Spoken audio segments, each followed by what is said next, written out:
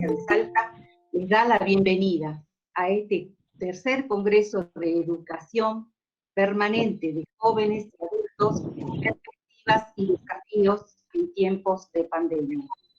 Se pretende compartir un espacio colectivo para poder socializar distintas experiencias educativas, para enriquecer el trabajo profesional y fortalecer la práctica docente en las instituciones de EPJA.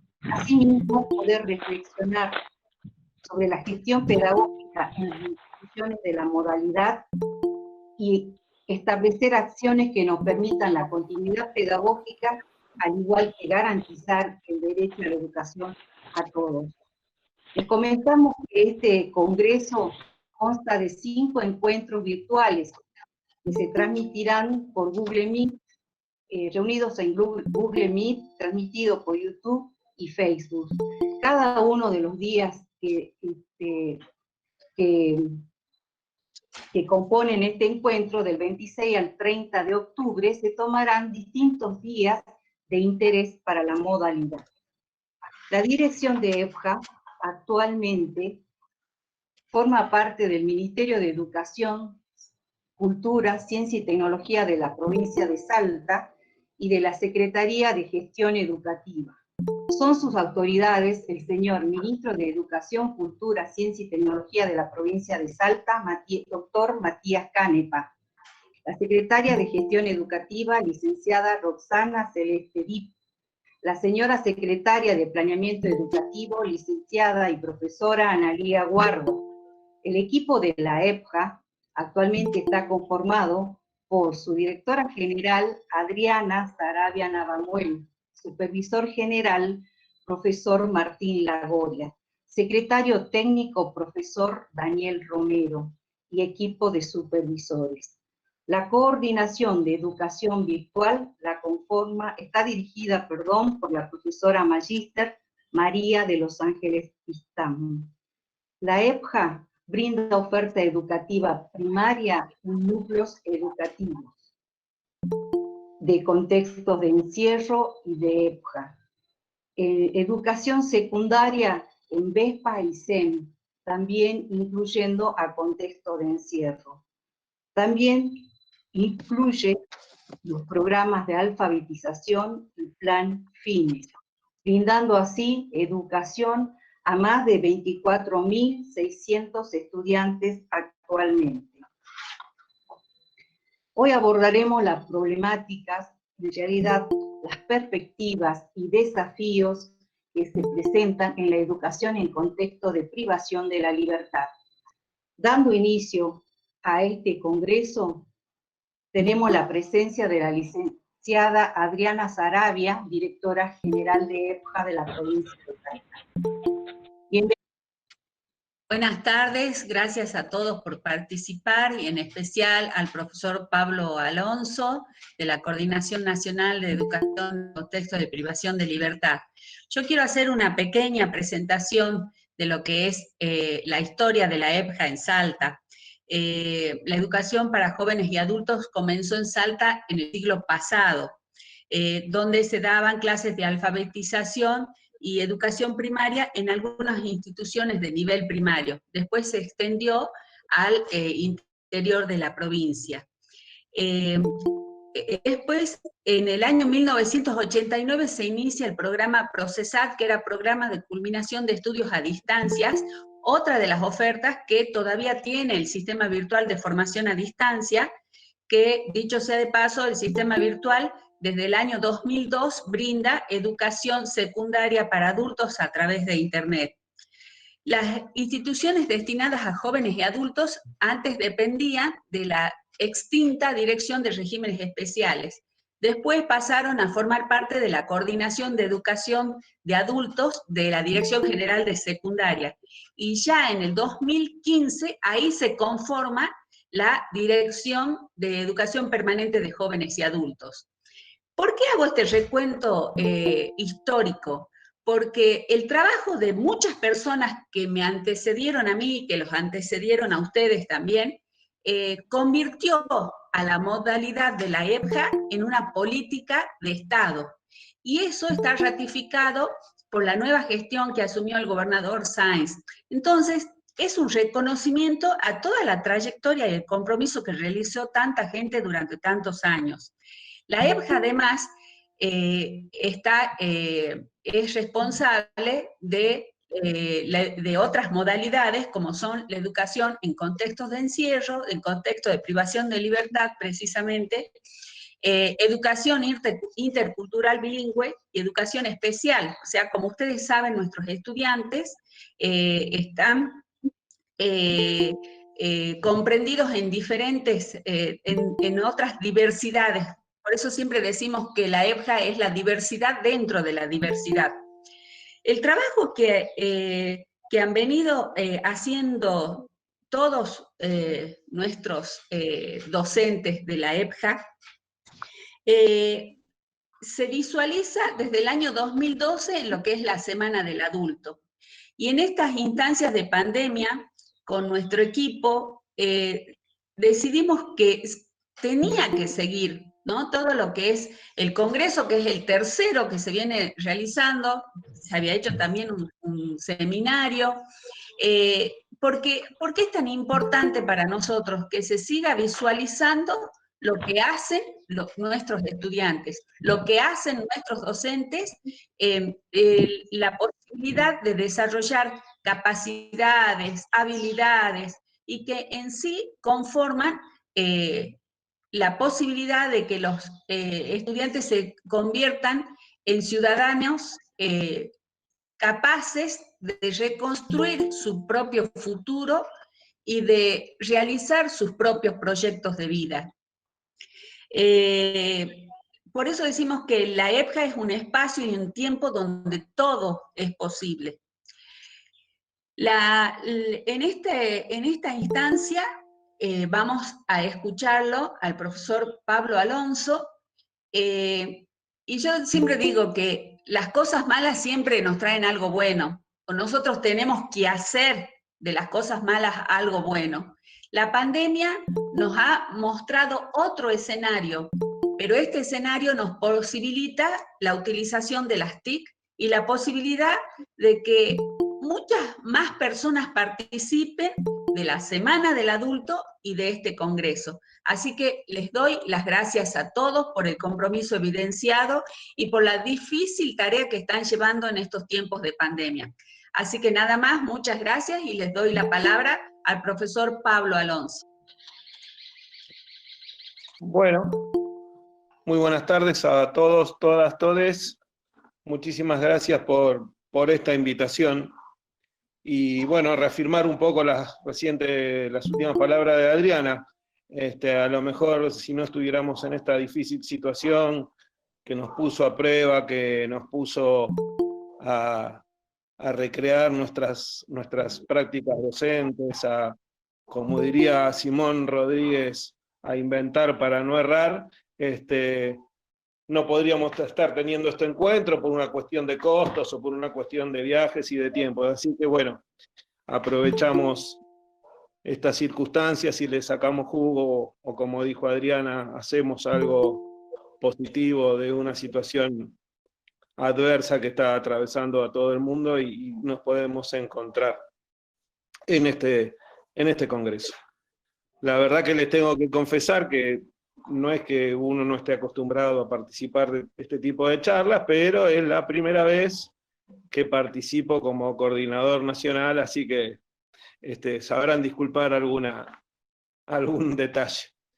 Primeramente, como la profesora Sarabia hizo un agradecimiento a las gestiones anteriores y a la historicidad de lo que es la modalidad EBJA en la provincia de Salta, yo no puedo más que copiarme de eso y nombrar a la persona que yo digo es la creadora de la modalidad, es la que gestionó esta modalidad, la que defendió esta modalidad en todo momento, con distintos gobiernos, y que la hizo crecer y que hoy me toca suceder, que es la profesora Isabel Giachino de Rivet, que les digo la verdad, le dije que para lo que nos habían convocado era participativa de la modalidad, si no quería ser ella la que representara a la modalidad en este encuentro, pero con un gesto como los que siempre tiene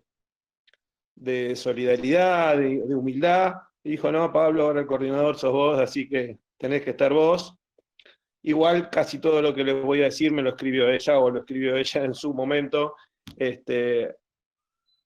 así que ahí va mi agradecimiento a Isabel, a Victoria, que sostuvieron por tantos años la modalidad, y a Gastón, que hizo de nexo con todos ustedes, que va a manejar ahora el videito que vamos a pasar, y que se incorporó y que nos está dando esa mano necesaria, como Pablo y el otro compañero que estuvieron en la preparación previa del encuentro.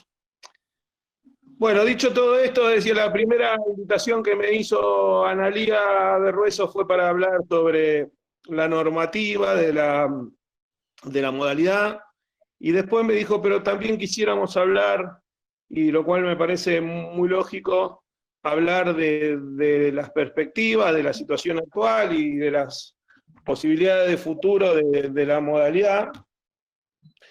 Así que vamos a tratar de ir hablando de la normativa y la vigencia que tiene la normativa y cómo se está dando lo que marca la normativa en este particular contexto, donde yo me permito decir que lo que se pudo haber hecho en la continuidad pedagógica o en las trayectorias pedagógicas de los estudiantes y las estudiantes de contexto de encierro, más allá de los cuadernillos que hizo el Ministerio, que salieron rápido, que se hicieron, que salieron a la luz rápidamente, y las iniciativas que pudieron tener las diferentes jurisdicciones, que yo sé que son muchas y variadas, porque les cuento a todos los participantes que hemos tenido encuentros nacionales, regionales y bilaterales con las 24 jurisdicciones del país, y todas han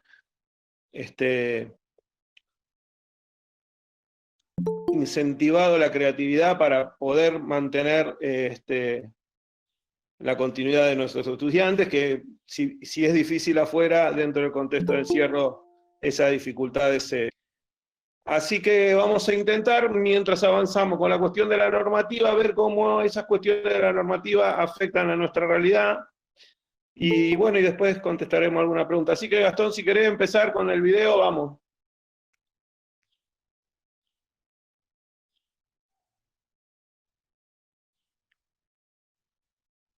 Bueno, les voy contando. A ver. Ahí está.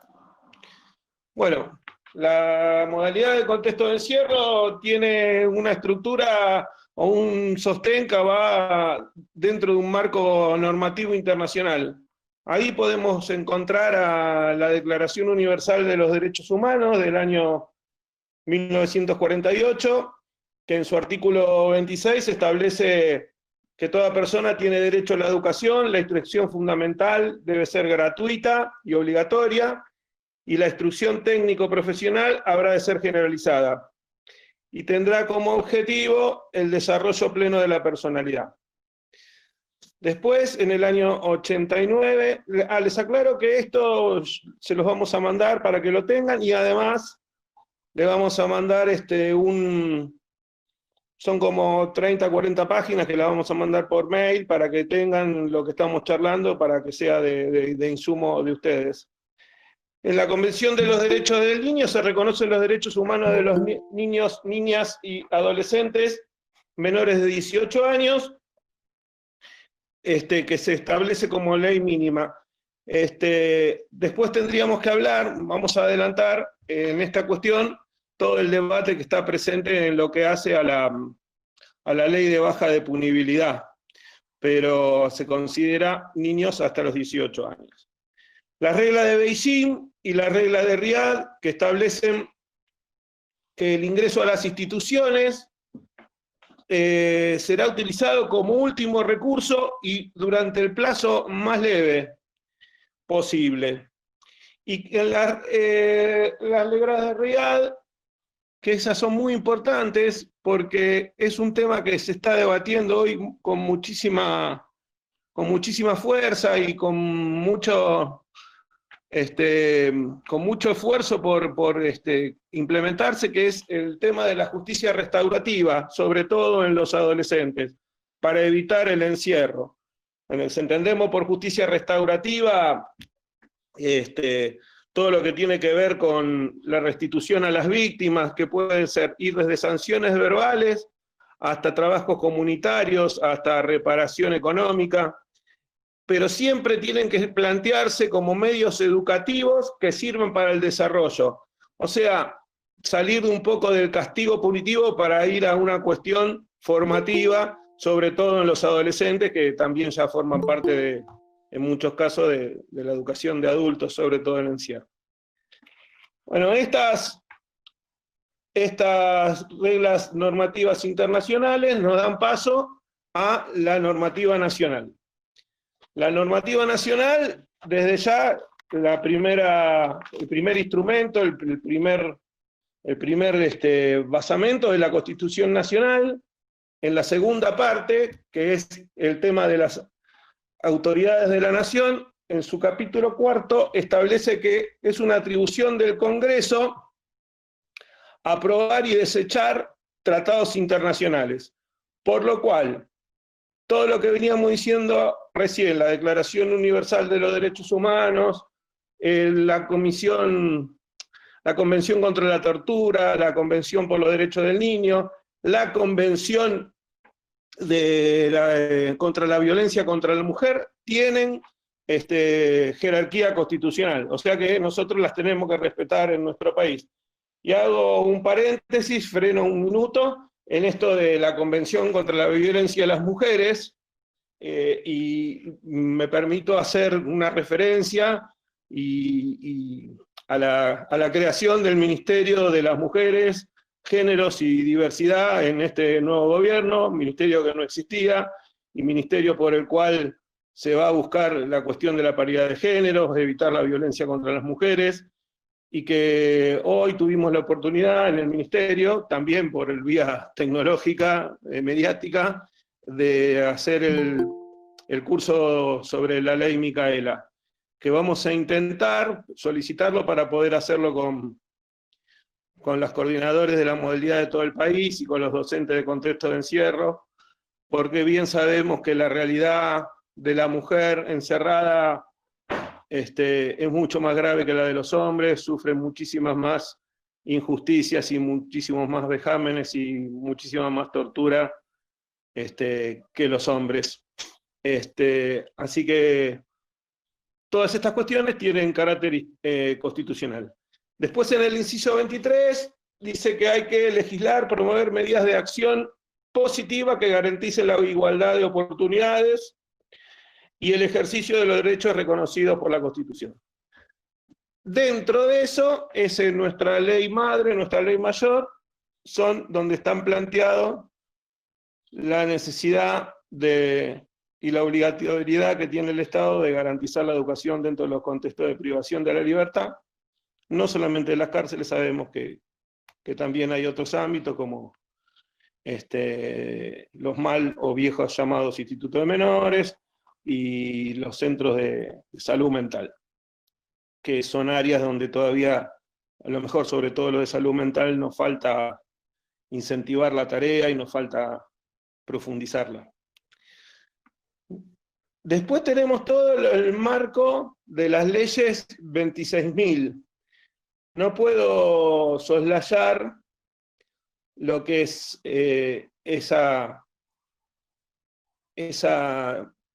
digamos, ese marco histórico, esa etapa histórica de nuestro país, donde todas esas leyes tienen que ver con restitución de derechos, tienen que ver con un avance sobre la ciudadanía, sobre las posibilidades para la ciudadanía, de todo sentido, de todo tipo.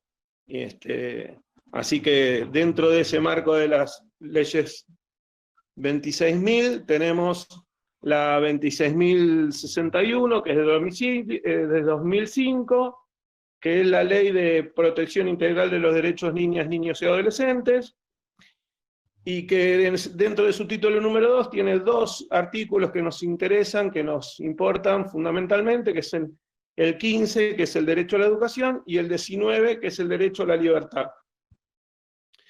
Yo quiero, en este derecho, más allá de que nuestro tema sea la educación, yo siempre cuento una anécdota, vamos a salir un poquito del libreto para amenizar la cuestión. Me acuerdo cuando estaba estudiando ahí la juventud, recién salido del servicio militar, y en teoría de la educación decían que la educación, ¿qué es la educación? ¿Qué puede hacer la educación? ¿Qué rol tiene la educación dentro de la sociedad? Y tenemos distintas teorías con respecto a eso. Tenemos las críticas reproductivistas, las teorías reproductivistas, las teorías críticas y las teorías crítico-reproductivistas.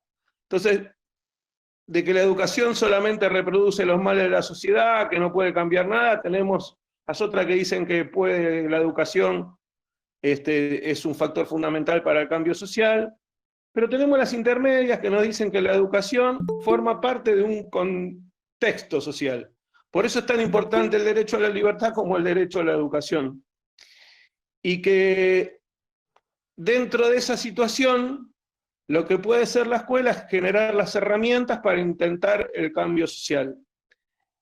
Y siempre hago referencia a lo que me decía un estudiante cuando recibió su título en la secundaria, en la escuela que tuve el orgullo de dirigir en contexto de encierro, la escuela 7 Agustín Tosco, acá en la cárcel de Ituzaingó. Me decía, todo bien, Pablo, con Foucault, todo bien con las teorías y todo, pero lo que nosotros necesitamos trabajar. Entonces eso es la importancia que tiene la educación para generar ese pensamiento crítico dentro de nuestros estudiantes y después incorporarse como una estructura o una variable más dentro de la sociedad en que esté el trabajo, la salud y el derecho a la libertad como fundamento para la constitución de los ciudadanos críticos y participativos. Luego tenemos la nuestra, la ley fundamental nuestra, la 26.206 del 2006, que es la Ley de Educación Nacional, que en el artículo 55 habla sobre la creación de la modalidad de educación en contexto de encierro, en esos ámbitos en los que hablábamos antes, ¿no? Y acá también tenemos que hacer una referencia política, si se quiere, sí, política, no vamos a andar escondiendo el poncho. Nosotros tenemos que celebrar, estamos muy felices, muy contentos de que esta gestión que nos está gobernando, este momento político que estamos viviendo, haya restaurado dentro de la estructura del ministerio la modalidad de contexto de encierro, pero no solamente la de contexto de encierro, sino todas las demás, la de ruralidad, como decía Adriana, la de adultos, la de interculturalidad, la modalidad de educación hospitalaria, que habían sido relegadas, que habían sido transformadas en meros programas, o ni siquiera eso.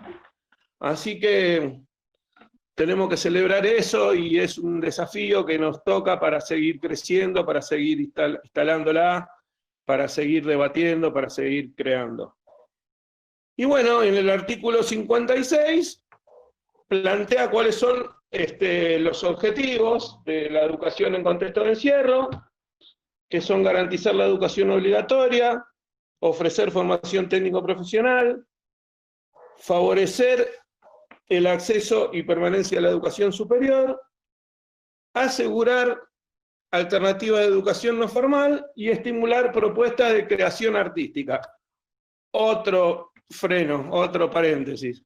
Con respecto a esto, les quiero contar que dada la desgraciada pérdida del maestro Quino a principio de mes, hemos sacado a través de nuestro blog una invitación a todas las provincias para que nos envíen trabajos relacionados con la figura de Quino, con cualquiera de sus creaciones, pero sobre todo con la más conocida, que es Mafalda. Así que si visitan el blog y tienen ganas de hacer algunos trabajitos y mandarlos, porque la idea es terminar el año con un tipo de galería de arte virtual, pongámosle algún nombre pretencioso, para poder mostrar lo que estamos haciendo a pesar de la pandemia, a pesar de las dificultades que ello generó. Así que están desde ya invitados a visitar el blog, y si tienen ganas de mandarnos algunos trabajos, serán muy bien recibidos. Les cuento que hoy, ahora después le vamos a contestar cuál es el blog, al profesor que si querés, Gastón, escribirles vos ahí el nombre del blog y cómo hay que entrar, que vos la tenés más clara. Y bueno, hoy les contaba que subimos en el blog el flyer y la explicación del Congreso, así que todo el país está enterado que hoy en Salta está habiendo el tercer Congreso de Educación de Adultos.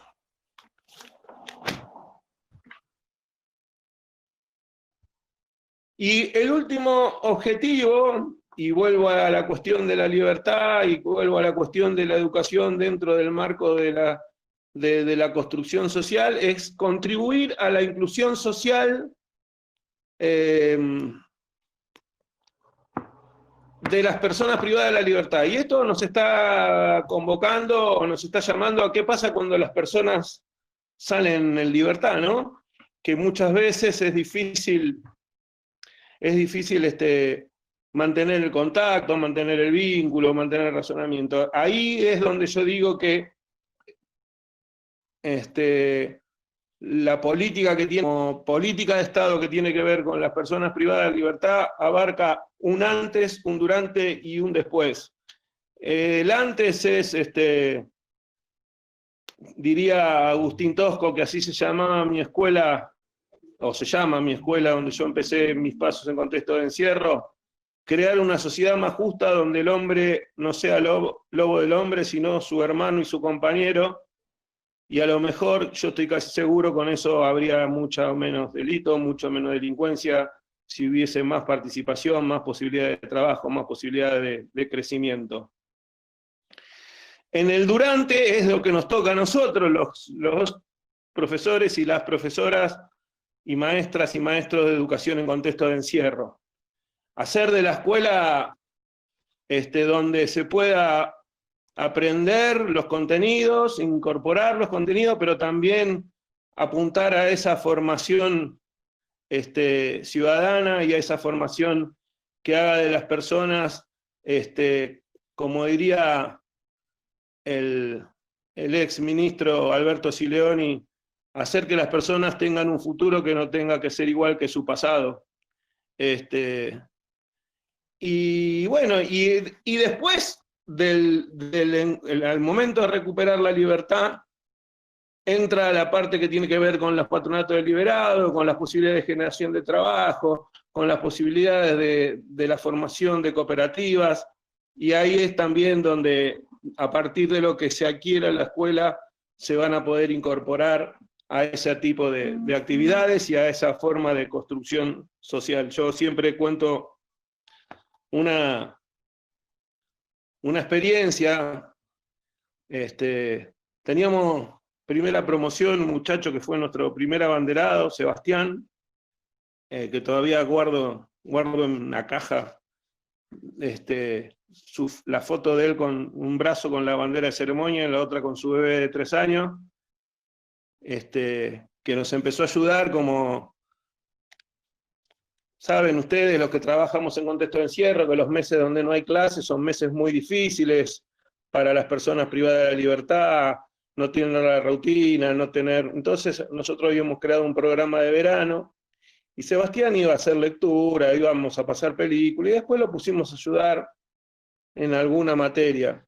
Y un día estaba como loco, caminando de un lado para otro, y nos dice, le digo, Sebastián, ¿qué te pasa? Uno desde el desconocimiento, mañana salgo en libertad. Y uno dice, tendría que estar feliz este hombre, mañana sale en libertad y y está tan nervioso como nunca, y me dice, lo que pasa es que no tengo dónde ir, Pablo. Si vuelvo a mi barrio me van a buscar mis compañeros de danza, mis compañeros del trabajo que me metió acá adentro. Y el tipo lo tuvo que resolver yéndose, creo que al Chaco, no recuerdo bien a qué provincia se fue, siendo que vivía en la Cava, acá en una villa del partido de San Isidro, y se tuvo que ir porque tenía miedo de volver a caer en el delito, porque no existen muchas posibilidades de trabajo. Me contaban los muchachos que la persona que, aunque salga cumplido del contexto de la cárcel, son 10 años después que tienen que todavía contar con ese, digamos, con esa mochila, con ese código de barra pegado de la frente, y con eso es muy difícil conseguir trabajo. Entonces ahí también tenemos que participar nosotros desde la modalidad, y de hecho lo estamos haciendo, teniendo encuentros con el Frente Nacional de Liberados, con distintas cooperativas, para poder contribuir a esta cuestión del trabajo. Por último, dentro de la normativa de contexto de encierro, bueno, faltan 2 artículos acá, que son el 58, que es el que de garantizar la educación del nivel inicial para los niños desde los 45 días a los 4 años, y el artículo 59, que acá ya vamos a empezar a hablar de cuestiones reales o cuestiones actuales, que es el que garantizar el acceso, la permanencia y el tránsito por el sistema educativo de las personas privadas de la libertad. Y acá tenemos uno de los temas principales por los cuales se dificulta la continuidad pedagógica, que son los traslados de las personas privadas de la libertad. Para eso estamos gestionando, estamos a punto de concretar.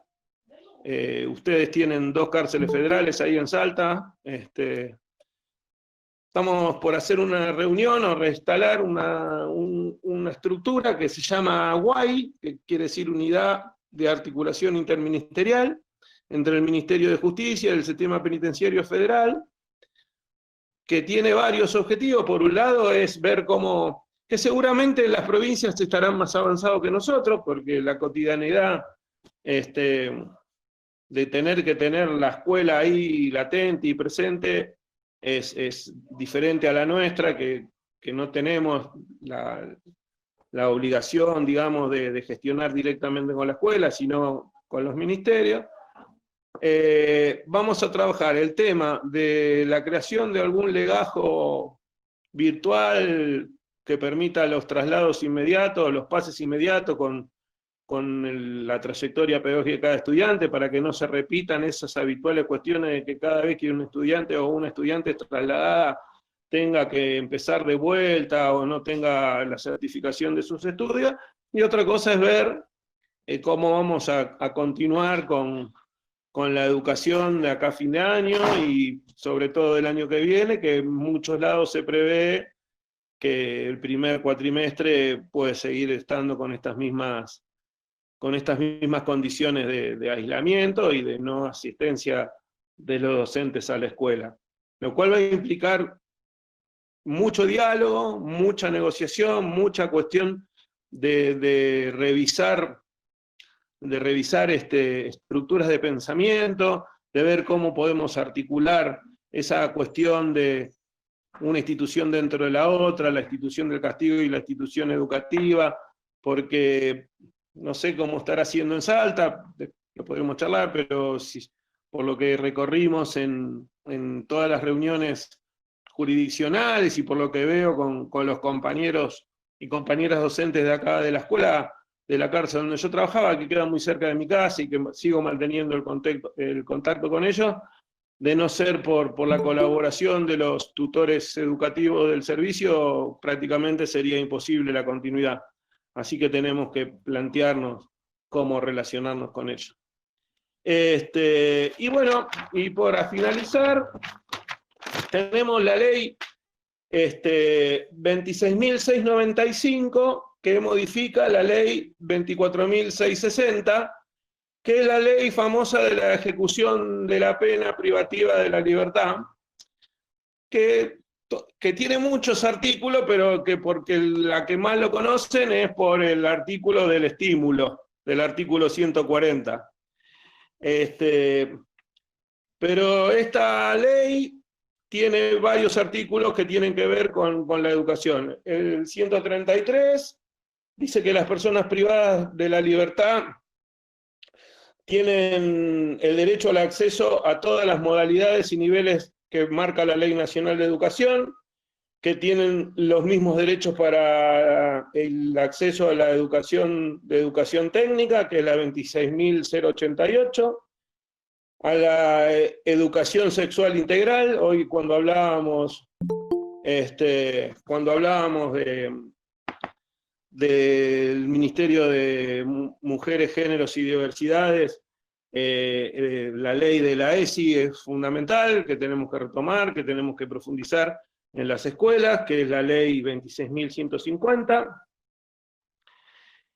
y acceso a la educación superior, que es la ley 24.521, que el mismo número de Chava, no es de las 26.000, es una ley antigua que se está tratando en estos momentos no se está tratando, se están trabajando en diferentes congresos, en diferentes encuentros, una ley que modifique el acceso y la educación superior en su totalidad, que además también es un capítulo importante para tratar en contextos de encierro, para tratar de ampliar la posibilidad y la oferta educativa de ese nivel en las cárceles. Después el artículo 134, y esta es otra cuestión que nos tiene que tener atentos, marca los deberes de los estudiantes privadas de la libertad que dice que tienen que ir a clase todos los días, que tienen que participar de las actividades y que tienen que respetar el reglamento interno de cada escuela. Bueno, y ahí sí, no hace falta que charlemos mucho, son un montón las dificultades que atraviesan nuestros estudiantes para poder ir a la escuela todos los días, desde el castigo masivo, desde, como se dice en el lenguaje interno, el engome, o los traslados, como hablábamos recién, de un día para otro, que hacen que se dificulte esa continuidad. Hay que trabajar mucho sobre eso. Es la necesidad que tenemos de poder encontrarnos con esos ministerios y con el servicio penitenciario federal en nuestro caso y los provinciales en el caso de ustedes para poder garantizar que los estudiantes cumplan con ese deber, que es el de ir a la escuela, porque muchas veces no van a la escuela no por decisión propia, sino por impedimentos, por castigos y demás cuestiones. El artículo 135 de esa ley marca que no puede haber ningún tipo de razón discriminatoria en el acceso a la educación. No puede, ni tampoco ninguna situación procesal. O sea, no puede haber ninguna cuestión discriminatoria ni procesal que no permita el ejercicio de ese derecho. Y en el artículo 137 establece que la persona privada de su libertad, en el momento preciso de ingreso a una situación de encierro, tiene el derecho de ser informado de todas las ofertas educativas que hay en ese lugar. El artículo 138 habla de la articulación interministerial, de la que venimos hablando. El 139 de la documentación y las certificaciones que tienen que darse a través de esa articulación. En el caso ya les dije el nombre, que es la unidad de articulación interministerial. En el 141, el 140 que decíamos, es el importante, que es la ley de estímulo educativo, muy discutida, pero que es una ley que se votó en el Congreso, donde establece un máximo de 20 meses en la reducción de la pena por año y por nivel educativo que vayan cumpliendo las personas privadas de la libertad, máximo de 20 meses. Y el artículo 141 y 142 establece que tiene que haber control de gestión de la educación y que es una obligación compartida entre el Ministerio de Educación y el Ministerio de Justicia y Derechos Humanos, tanto nacionales como jurisdiccionales. Y el artículo 142 es el que establece el control judicial, que es el que permite a las personas privadas de la libertad presentar habeas corpus correctivos, tanto individuales como grupales, cuando sienten que es vulnerado su derecho a la educación. Y bueno, y para terminar, nos quedan algunas resoluciones, que son la resolución de la creación de la 5808, que es la creación del postítulo docente, y la resolución del Consejo Federal de Educación, que es la 127, que es el marco normativo de la educación en contextos de la privación para la libertad. Ahora nos gustaría que... Yo voy a cerrar esto con las palabras del presidente de la Nación, después habilitamos las preguntas y para finalizar tendríamos un videíto. Y el presidente cuando asumió dijo que hagamos que la solidaridad siempre nos una. Entonces pensamos que este tipo de encuentros donde estamos unidos, donde nos ayudamos, donde pensamos en las personas. A mí no me gusta hablar en el potencial vulnerables, personas que fueron vulneradas han mucho y que muchos de sus casos de nuestros alumnos conocen la escuela dentro del contexto de encierro porque conocieron primero la institución cárcel que la institución educativa. Seamos capaces de, a partir de este encuentro, de esta solidaridad, encontrar alternativas pedagógicas para satisfacer el derecho y la necesidad de las personas más necesitadas. Muchas gracias.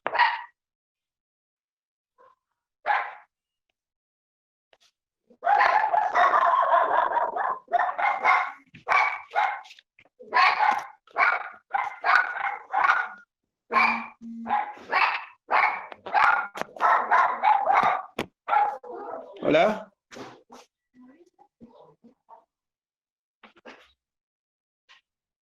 Sí, muchas gracias. Muchas gracias, coordinador Pablo Alonso. Vamos a pasar un espacio de preguntas y respuestas. Male, te escuchamos. Muy bien. Profe Pablo, muchísimas gracias. Aquí le cuento que hay docentes de Salta Capital, pero también de todo el interior, que trabajan en contexto de encierro. Hay docentes de Rosario de Lerma, de Hipólito Yrigoyen, de Alto La Sierra, de Orán, de Huachipas, de Pichanal, de Colonia Santa Rosa, entre otros lugares. Todos lo saludan, le agradecen por su exposición, así que muchísimas gracias. Y tenemos dos preguntas que le hacen llegar. En primer lugar, le preguntan qué estrategias se deberían utilizar para fortalecer el pensamiento crítico y reflexivo de las personas que estudian en contextos de encierro. La vi. La vio ahí. La estaba pensando mientras hablaba. Sí. Ah, genial. Bueno, eso. Y por otro lado, le hago otra para que después nos responda las dos. Si usted piensa que esta pandemia, y cuando termine la pandemia, es decir, la educación post-pandemia, va a ser diferente en contexto de encierro a lo que era antes de la pandemia, ¿se va a modificar en algo? ¿Va a cambiar? ¿Qué pasará? Bien. Eso es lo que queremos preguntar.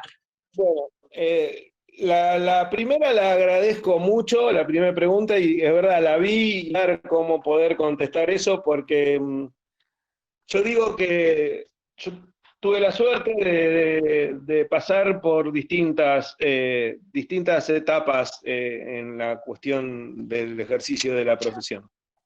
Yo fui director de escuela secundaria común de afuera, una escuela mixta, estatal de la provincia de Buenos Aires durante muchos años, una escuela muy querida para mí porque aparte había sido fundador, un profesor fundador de esa escuela, pero me tocó ser director de esa escuela secundaria en una época donde el neoliberalismo en su primera etapa había hecho estragos como hizo en todo el país, mucho abandono, mucha deserción, Tuvimos por primera vez en la historia comedor en una escuela secundaria, que generalmente no había en la provincia de Buenos Aires hasta ese momento.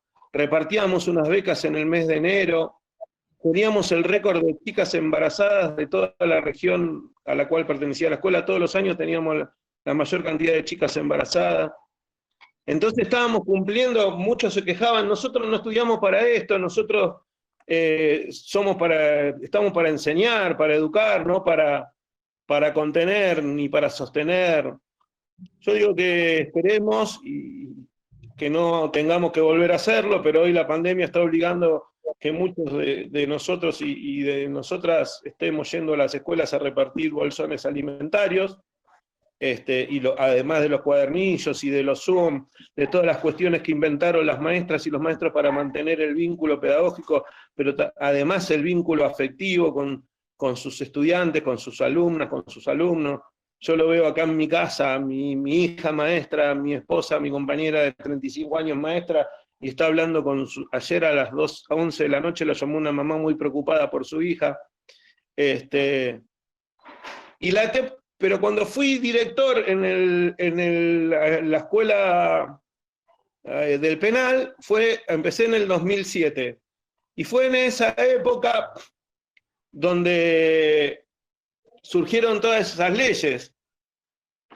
Decíamos que la Ley de Educación Nacional estableció en el 2005 el tema de la modalidad dentro de la ley, y mi escuela se fundó en el 2007. A partir de ahí empezó a haber escuelas en todos lados, que si bien era obligatorio no había tantas escuelas, había a lo mejor, como dijo Adriana al principio, alternativas de alfabetización, escuelas primarias, pero secundarias no había tanto, y ahí se empezaron a crear, y ahí empezaron a haber escuelas en todos lados. Y entonces me remonto a mi etapa docente, que a lo mejor es la más rica, la de estar en contacto con los estudiantes, por más que después pasé por la provincia de Buenos Aires como coordinador, y hoy tengo la suerte de cerrar mi carrera activa a nivel nacional, pero estar acá, como decía en la exposición, te mantiene un poco alejado de la situación áulica, de esa trinchera que es nuestro lugar de trabajo, que es el aula. Y entonces le agradezco mucho esta pregunta. Nosotros lo que hacíamos era, trabajábamos por proyectos en la escuela para intentar la formación de ese ciudadano crítico. Elegíamos una temática, como en el 2010 trabajamos con el Bicentenario, y sin dejar de analizarlos o de tocar el diseño curricular de cada espacio o de cada materia, los vinculábamos con esa temática. Y a partir de ahí generábamos debates, teníamos una radio abierta, donde se exponían los trabajos como feria de ciencia para finalizar el año, con las lecturas. Como les decíamos, en el verano hacíamos ciclos de cine, y un año hicimos todas las películas de Pino Solanas, otro año hicimos películas de historia argentina, hicimos todas las películas que había sobre San Martín, desde El Santo de la Espada hasta la de Rodrigo de la Serna. Las vimos todas y veíamos la figura de San Martín, cómo se veía desde distintos puntos y distintas etapas históricas. Participamos de lo que es la Comisión Provincial por la Memoria, el programa Jóvenes y Memoria, con murales, con afiches sobre el derecho a la educación. Ahí era el tema fundamental, era ese, cómo ellos mismos veían su derecho, si se cumplía, si no se cumplía, el derecho al trabajo. Ahora, me cuentan los profesores, están haciendo un proyecto sobre perspectiva de género en una cárcel de varones, viendo el tema de la violencia contra la mujer. Esas son estrategias pedagógicas que, como dice mi compañera, no las inventamos nosotros, porque en todos lados hay trabajadores y trabajadoras de la educación que ponen esa iniciativa y que ponen esa inventiva en función de la educación de nuestros estudiantes. Es eso, es elegir las cuestiones, es no esquivar la pregunta complicada, es no no tener miedo de jugársela y de decir lo que hay que decir. Creo que eso es lo que podemos hacer nosotros como docentes para la formación del ciudadano y la ciudadana crítica y participativa. Habíamos creado el centro estudiante en la secundaria, dentro del penal, que no era muy habitual. Ese tipo de cosas. Bueno, y la otra pregunta, Magdalena, ¿cómo era? ¿Cómo va a ser la educación? Bueno. Exacto, sí, considera que va a haber cambios, ¿qué va a pasar en la educación post-pandemia? Si alguno tiene la respuesta, que me la mande. Estaría... No, yo creo que hay distintas teorías con respecto a no solamente a la educación, sino a la sociedad post-pandemia. Algunos hablan de una sociedad más comunista, más solidaria, otros hablan de una sociedad de control total por los medios tecnológicos. Yo creo que eso mismo lo podemos trasladar a la educación. Yo, la verdad, si me tengo que guiar por lo que veo, hoy no tengo una perspectiva muy optimista, francamente. No sé qué nos va a deparar, no sé cómo vamos a hacer para volver a las escuelas, no sé cómo habrá sido en la provincia de ustedes, pero sé que hace poquito tuvieron que retroceder en las fases de aislamiento, que los casos en el interior están aumentando cada día más. Acá los propios estudiantes, las propias personas privadas para la libertad, determinaron hasta no recibir las visitas. Esos mismos le dijeron a su familia: no vengan porque no nos queremos exponer y no queremos exponerlos a ustedes. Y bueno, no sé qué día vamos a poder volver a la educación. Sí sé que me puso muy contento cuando Adriana contó que hace muchísimos años ustedes tienen la posibilidad de llegar a las personas privadas de libertad por educación por internet. La verdad que eso no es general en el país. Estamos luchando por eso, estamos viendo de qué manera podemos hacer para ver cómo aplicar lo que marcan las resoluciones del Consejo Federal de Educación, que tienen que ver con el retorno, que hablan de alternancias, que hablan de grupos reducidos. Nosotros no podemos hablar de grupos reducidos cuando muchas veces en las cárceles no hay espacios, o usamos el comedor como aula. Así que si nos ponemos desde ese lugar, el panorama a lo mejor no es muy alentador. Lo que yo sí creo, lo que me da el optimismo, es ver todo lo que fueron capaces de construir los profesores y las profesoras durante esta pandemia. Y ahí está diciendo Silvia que la educación post-pandemia será un gran desafío. Yo creo que fue un desafío, asumimos el desafío, como se dice en los duelos, recogimos el guante y salimos a crear cosas. Yo creo que a partir de esas creaciones las tenemos que estimular, las tenemos que profundizar, las tenemos que perfeccionar para poder seguir garantizando la educación. Y para eso es muy necesario, y ese guante lo tengo que agarrar yo y mis compañeros del ministerio y mis jefes del ministerio, tenemos que acordar con todos los estamentos, con todas las instituciones que hacen a la vida de la educación en contexto de encierro. Y creer fundamentalmente en el trabajo, en el esfuerzo, y creer que vale la pena, básicamente, creer que vale la pena, no bajar los brazos. Por eso... Así es, profe, así es, muchísimas gracias. Les digo, con respecto a esto, que estamos con algunos proyectitos, así como les hablé del blog, que no sé si Gastón habrá subido cómo es el blog para que lo consulten. Estamos trabajando con la creación de una red nacional de radios en contexto de encierro, porque hemos visto que en esta pandemia fue un medio, si bien de los primeros medios tecnológicos utilizados, muy requerido y ahí Gastón les escribió cómo es el blog para que lo puedan ver. Muy requerido y muy utilizado, y bueno, vamos a tratar de darle fuerza con la Defensoría del Público. Ahí también pusimos en el blog que hay un curso de capacitación para el uso de la radio, que puede ser interesante. Así que eso, creando e inventando. Genial, profe, buenísimo. Muy interesante todas sus respuestas. Y vamos con una última pregunta, ya para cerrar esta ronda de preguntas. Preguntan aquí si es posible una educación democrática, pluralista, abierta en contextos de encierro, cuando vemos que los sistemas carcelarios son rígidos, estáticos, conservadores, verticalistas, etcétera. Yo te tengo que contestar y te vuelvo a contestar desde... No quiero que se tome como una cuestión a lo mejor de vanagloria. Nosotros lo hicimos, se puede. Hay que defender la escuela. Eso es fundamental. No tenemos que sentirnos menos porque estamos dentro de la institución. Es cierto, la otra institución tiene la llave, la otra institución, como decía antes, a lo mejor no te baja a los estudiantes al aula, pero nosotros tenemos la llave de la educación, nosotros tenemos la llave de la escuela, y qué sé yo le doy un ejemplo.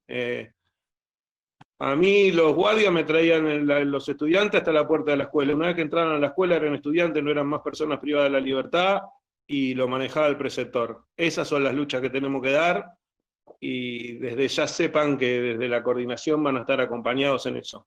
Lo que no implica que tengamos que seguir hablando, porque hay que comparto completamente la visión del compañero o la compañera que hizo esa cuestión, pero nosotros tenemos que tener un objetivo superador, que es garantizar el derecho a la educación, y no entrar en una batalla por una lucha de poder o por una cuestión de imponer ideas que termine perjudicando ese derecho a la educación. Nosotros creo que tenemos que tener esa bandera en alto y saber que defender la escuela. Y sé que esta pandemia, recién un compañero puso que va a haber idas y vueltas y demás, nos puso a prueba y a lo mejor nos hizo dar algunos pasos para atrás que vamos a tener que recuperar post pandemia.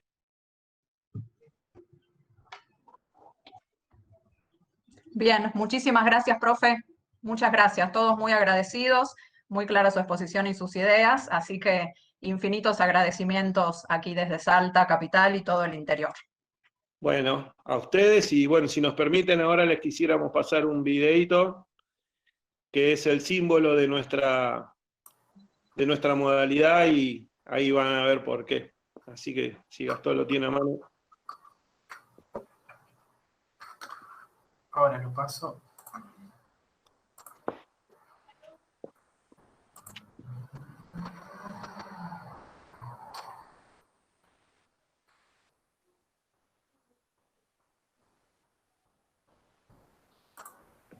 Del girasol aprendemos la importancia de querernos. Existe una planta anual que de Perú es procedente, que para ella madurar, tener busca al sol de frente. La única flor, un gran plato es de grande, de colores muy vistosos y porte muy elegante. Las hay de muchos colores, de tamaños y de alturas. Muchas semillas producen y aceite cuando maduran. Son semillas comestibles de muy exquisito sabor. Precisan pocos cuidados, pero necesitan calor. Le gusta mirar de cara al astro rey por el día. A su calor ella crece, absorbiendo su energía. Como lo indica su nombre, se pasa el día girando para no perder de vista el astro rey caminando. Pero surgen las preguntas. ¿Qué pasa en día nublado? ¿Se gira también la planta hacia uno u otro lado? De todo lo que hay creado, se desprende una lección. Aprendemos también cosas si observamos al girasol. El día que no sale el sol, también gira dicha planta. Se gira a un lado y se pone cara a cara con su hermana. Ambas se miran de frente e intercambian energía. Se animan unas a otras y así esperan un nuevo día. A esta planta le gusta la vida en compañía. Si no tiene a sus hermanas, se queda sin energía. Bueno.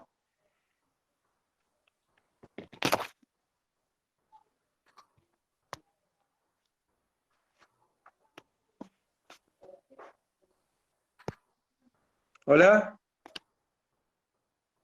Hola. Hola, hola, ¿se escucha? Sí. Aquí estamos todos, aquí estamos. A mí se me fue la imagen. A ver. Acá estoy. Sí, Pablo, parece como presentación. Ahí que muchos compañeros decían que no escucharon, otros no veían, otros dicen que lo pudieron ver a la perfección.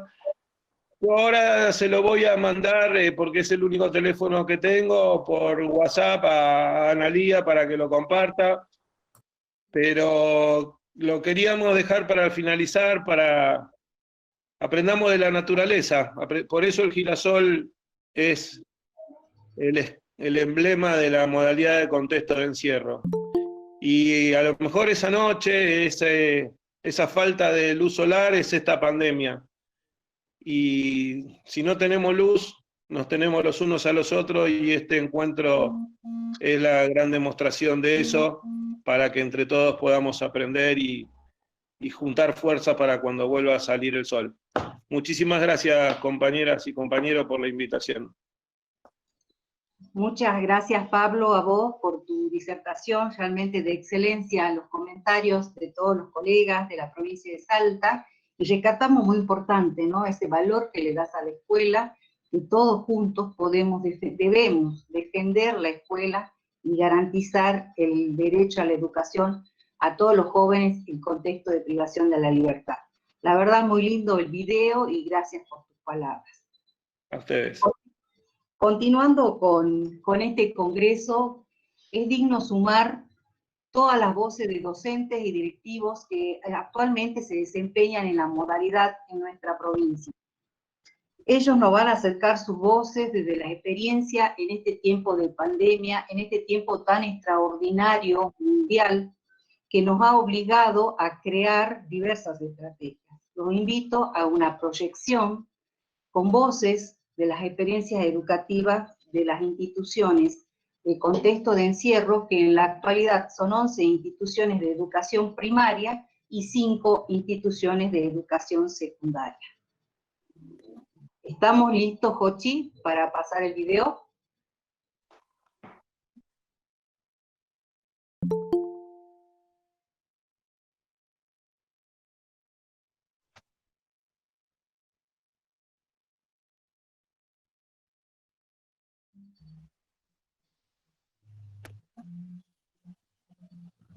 Perfecto.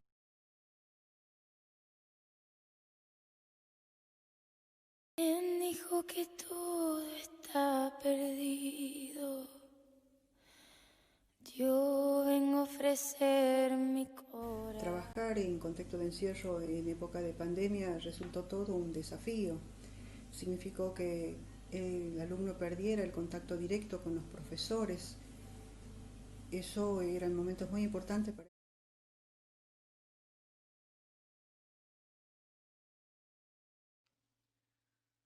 ¿Quién dijo que todo está perdido? Yo vengo a ofrecer mi corazón. Trabajar en contexto de encierro en época de pandemia resultó todo un desafío. Significó que el alumno perdiera el contacto directo con los profesores. Eso eran momentos muy importantes para ellos, puesto que según sus propias expresiones esos momentos significaban olvidarse del presente y de las circunstancias en las que se encontraban y pensar en el futuro, aunque más no sea lejano. Pero a pesar de ello se pensaron estrategias para no perder la continuidad pedagógica. Se instrumentaron clases en formato papel, dando todas las pautas posibles para realizar un autoaprendizaje, lo más guiado posible, tratando de seleccionar temáticas, actualizar el contexto epidemiológico en el que se estaba viviendo, y para ello se ha solicitado la colaboración del personal de bienestar, que hizo de nexo para el intercambio del material. Tanta sangre que se llevó el río, yo vengo a ofrecer mi corazón. Desde que comenzó el aislamiento obligatorio debido a la pandemia, nuestra institución trabaja en forma conjunta y coordinada con el personal del penal. Cada docente arma las cartillas con actividades de las distintas áreas para todo el mes y las envía en forma impresa para cada uno de los alumnos. Al finalizar el mes se retiran las cartillas para hacer las correcciones y posterior devolución. Luego se envían las nuevas actividades. Este trabajo es posible gracias al apoyo y cooperación del personal del penal. No será tan fácil, ya sé qué pasa. No será tan útil como pensaba.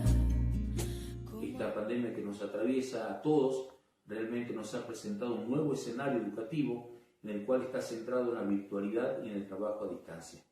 Realmente estoy convencido que el esfuerzo que los docentes están haciendo ha sido muy valioso, al igual que las instituciones que trabajan junto a nosotros, y también destacar el trabajo de los alumnos que se esfuerzan por superarse día a día.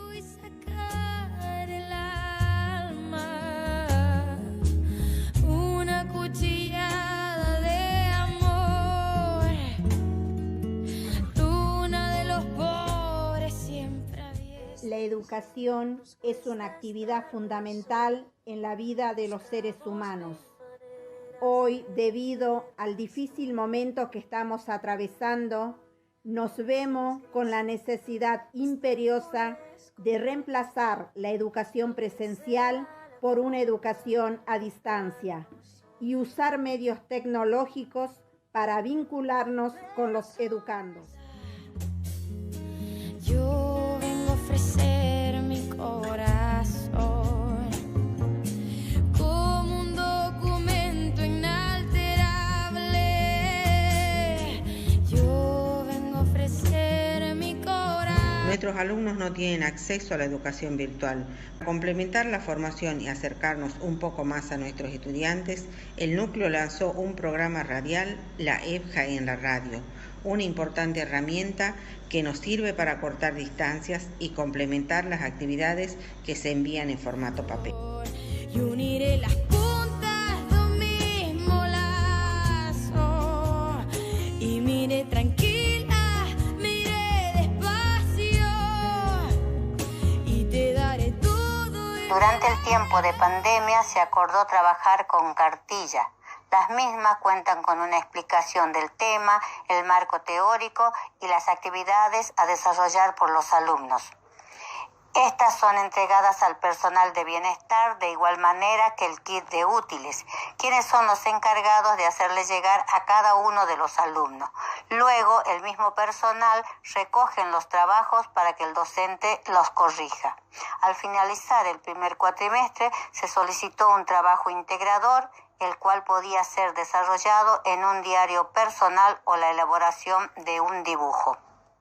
Bueno, agradezco a los profes de la unidad 16, agradezco a los docentes del VESPA, que como equipo hemos podido establecer un verdadero vínculo de interacción pedagógica que intentamos mejorar, puesto que esto es nuevo para todos, y por eso va mi agradecimiento a que hemos podido enfrentar hasta ahora este desafío de una enseñanza a distancia.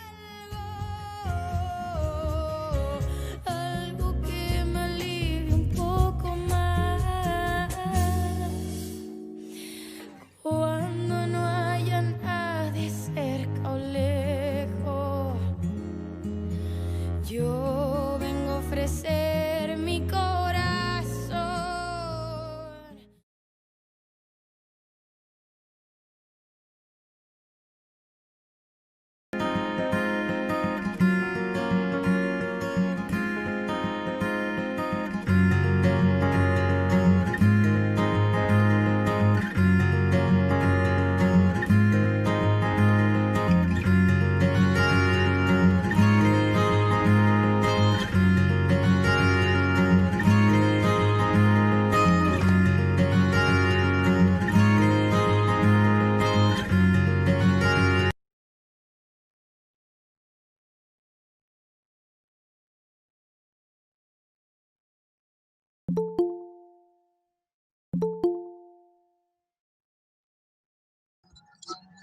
Ahí vas, profe Isabel.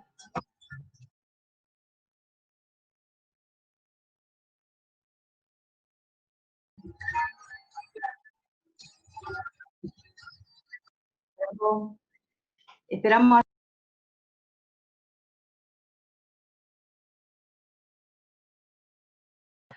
Está desactivado el micrófono, profe. Ahora, perdón. Ahora sí, ¿vale?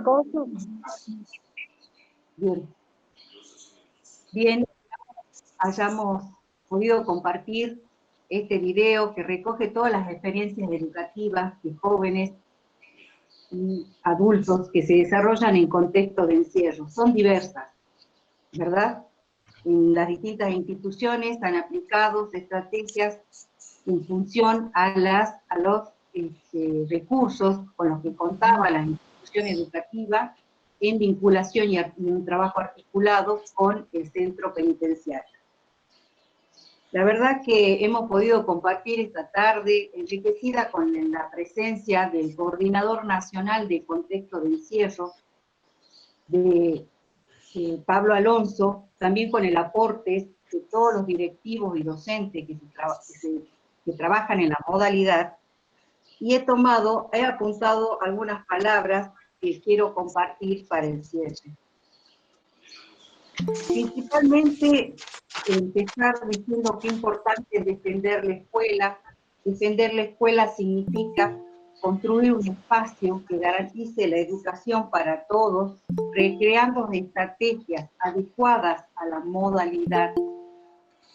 Y en esa construcción se requiere del trabajo colaborativo, de un acompañamiento permanente a los estudiantes y sobre todo de mantener unido a ese grupo de estudiantes en una estrecha relación que permita una formación integral y una formación que les permita situarse en el espacio de libertad.